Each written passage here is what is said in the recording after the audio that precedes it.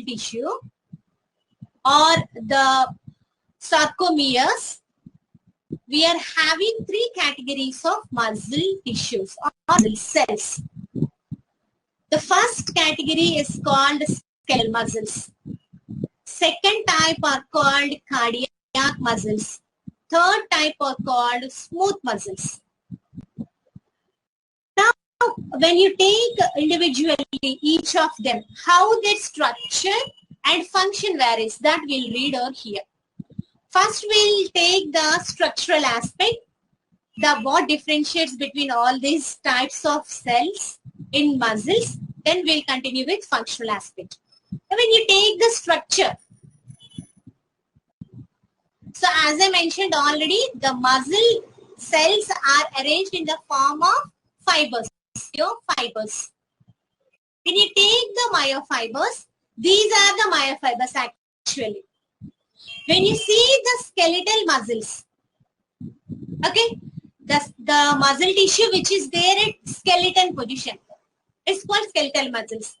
You'll have myofibrils very elongated and they are somewhat long. See, you can see in the picture here you are having a cylindrical and long fibers. These are called myofibers. Okay, they are arranged one above the other in the form of bundles. The myofibers are arranged in this pattern. And if you observe the tips are blunt. Same shading on the picture, the tips are blunt. So there will be continuation with the next myofibrils like this. Okay, so the blunt tips. This is the characteristic feature of myofibrils in case of muscle tissue at skeletal position. Okay, but when you go for the structure of the muscle tissue and the heart, cardiac muscles, the same myofibrils, their shape is different. See, their shape is somewhat in the form of elongate, not much elongated, but they are thin when compared to the skeletal muscles. So these are elongated but broader ones. And here you are having a light or the narrow things of myofibrils. And their tips are not blunt like that of skeletal muscles. So the muscle tissue in heart will have a tapering end.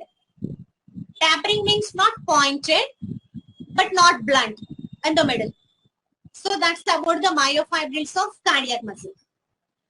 When you take the myofibrils of the muscles which are called smooth muscles, basically you find smooth muscles in the stomach, intestine.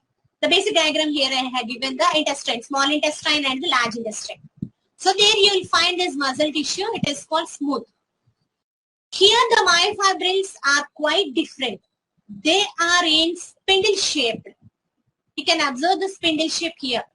See here, I'm just drawing an overview on the diagram. So they are spindle shaped. They are not elongated. They are not cylindrical. They are spindle shaped. Spindle shaped with, if you observe the tips, the pointed tips you can observe with the myofibrils in smooth muscles.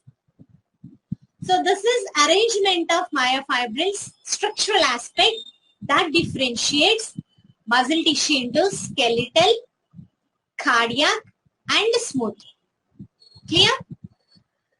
Then, if you take the functional aspect, before getting into the functional aspect, let's take a look of how the cell, the muscle cell, just like shown the sarcolemma, nucleus and sarcoplasm, how they are present. That difference also we'll see here only in the structure.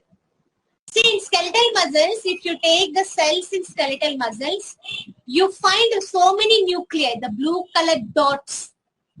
They are nucleus. If so many nucleus are there, we call them as nuclei. You're having so many nuclei in skeletal muscles only. Okay. And those nuclei are present at the membrane structure of the muscle.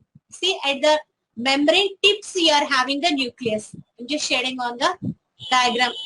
Observe it. Okay. So the nucleus are many. That's why nuclei. Then when you take the cardiac muscles, you will find a single nucleus. See, in this fiber, you are having only one nucleus, and this fiber also one nucleus, and this fiber also one nucleus. So single nucleus you will observe in cardiac muscles, and even in smooth muscles also one nucleus only. Each spindle-shaped smooth muscle is carrying only one nucleus, just circling on the diagram. So the single nucleus you will observe both in cardiac muscle and smooth muscle. That makes the structural difference. And one more point, structural difference if you take mitochondria. Have you heard of this word? But this. Ma'am, it is a rod-shaped structure surrounded by a cell membrane. Yeah. Few membranes are there around the mitochondria. Yes. Yeah. So here, yes, Anna. Ma'am, it uses oxygen to convert into ATP. Yeah, which we call as cellular respiration, isn't it? Yes, ma'am. Yes. Ma'am, is it aerobic respiration? No, it's not always aerobic. You will find aerobic and anaerobic also. Okay, In ma'am. cellular respiration, we'll be having various steps. Some steps stress oxygen, aerobic, and some steps doesn't require oxygen. They are anaerobic. So it depends on the type of cell where actual the cellular respiration occurs. Okay. Ma'am, mitochondria makes their own protein. Yes, mitochondria can prepare its own protein. That's because we'll find ribosomes in mitochondria. So in cell, wherever you find ribosomes, they are involved in protein synthesis, production of protein. You find ribosomes on the endoplasmic reticulum. So there also protein synthesis happens. The same happens in chloroplast in plant cell.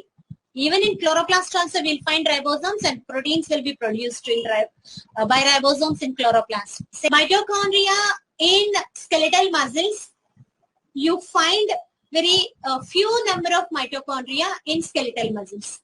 The number of mitochondria in this tissue cells, they are less. And even in cardiac, even in smooth muscles also you will find less number of mitochondria. But in cardiac muscles, you'll find abundant mitochondria. Abundant means what? So many mitochondria will be there. So why more mitochondria we'll find in cardiac muscle tissues?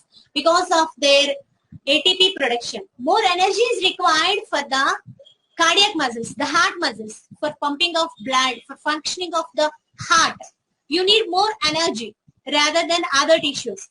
So you will find more mitochondria in cardiac muscles when compared to skeletal muscles and smooth muscles. This is all about the structural difference between these three types of muscles.